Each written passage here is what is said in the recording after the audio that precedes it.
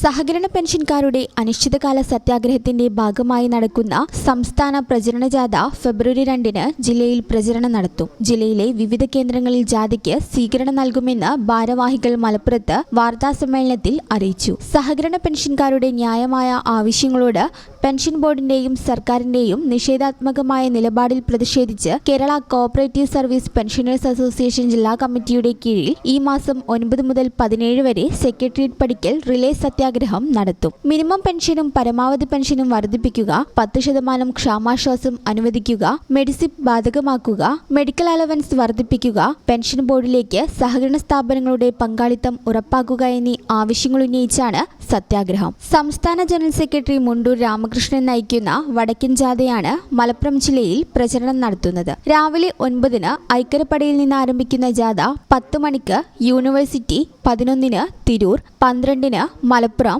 4-ന് നിലമ്പൂർ എന്നിവിടങ്ങളിലെ സ്വീകരണത്തിന് ശേഷം വൈകിട്ട് 5:30-ന് പെരിന്തൽമണ്ണയിൽ സമാപിക്കും. വാർത്താസമ്മേളനത്തിൽ ജില്ലാ president T K Jayan, secretary T K Haridas, ജില്ലാ vice president MM Yusuf, KM Sarala, O Sahadevan, K Gopinathan എന്നിവർ സംബന്ധിച്ചു. ഈ ചാനൽ ന്യൂസ് മലപ്പുറം.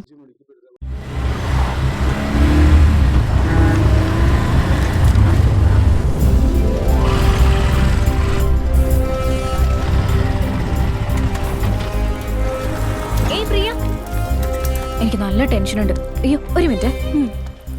അച്ഛ PG എൻട്രൻസ് അല്ലേ, മനസ്സറിഞ്ഞ് ഒന്ന് പ്രാർത്ഥിച്ചേക്കണേ. പഠിച്ചത് മാത്രമേ വരുള്ളൂ മോളെ. അഡ്മിഷന്റെ ഫീസിന്റെ കാര്യത്തില് അച്ഛനൊരു വഴി കണ്ടിട്ടുണ്ട്. വരിക.